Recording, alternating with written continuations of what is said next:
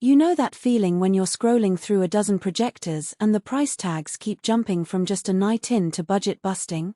It's that uneasy moment where you're wondering if you'll end up with a blurry screen in your living room or a flashy piece of tech that actually lives up to the hype.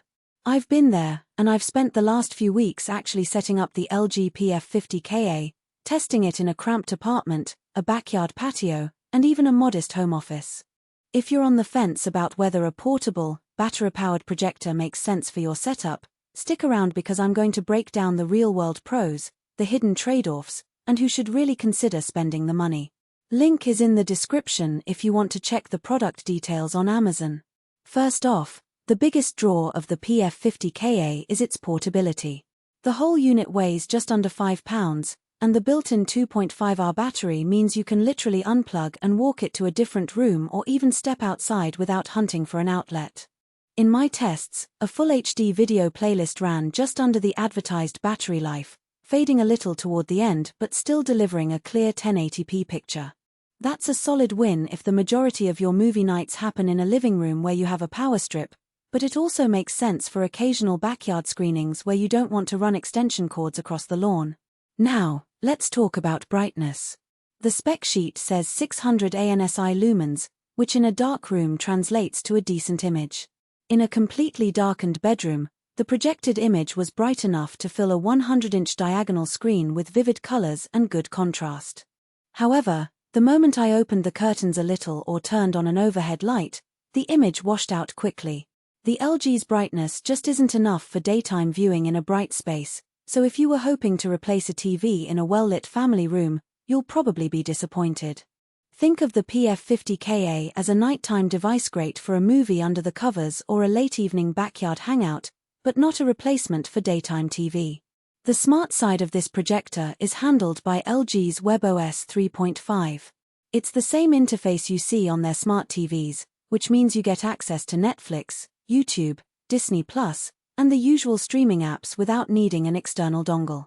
During my review, the menu response was snappy enough that switching between apps felt natural, and the built-in Wi-Fi handled HD streaming without buffering. The wireless screen share feature also worked well with my Android phone. Just tap the screen share button, and the projector mirrored my phone's display instantly. If you already own an LG TV, the UI will feel familiar. On the downside, the app selection isn't as exhaustive as a dedicated streaming box, a few niche services were missing, and the voice control integration felt a little half-baked, so you'll still need a remote or your phone for most navigation. Another practical aspect is the connectivity. One USB-C port serves both as a power source and a media input, which is handy if you want to plug in a flash drive and let the projector run off that power source while you watch. However, the port is limited to one cable at a time, so you can't run a USB-C HDMI adapter and a charger simultaneously. The Bluetooth audio out worked perfectly for my Bluetooth headphones, giving me a clean, delay-free soundtrack. If you prefer external speakers, you'll need a Bluetooth-enabled sound system. There's no 3.5mm jack, which some users might miss. So who should actually buy this thing? The answer is pretty straightforward: anyone who values flexibility over raw brightness. If you travel a lot, or you're a college student living in a dorm that only has one outlet, the portable battery and the ability to project onto any flat surface wall, screen, even a white sheet make a lot of sense. I found it incredibly convenient for a quick presentation in a conference room. Plug in the USB-C power bank, pull up a PowerPoint, and you have a 90-inch display in minutes. Gamers who play on a couch might also enjoy the larger-than-TV feel, provided the room can be dimmed enough to keep the image from looking washed out. Conversely, if your primary goal is to replace a conventional TV in a bright living space, you'll likely want to look elsewhere. The PF50KA's brightness ceiling, while respectable for a portable unit, simply doesn't compete with a 100-inch LED TV or a higher lumens home theater projector that can handle ambient light.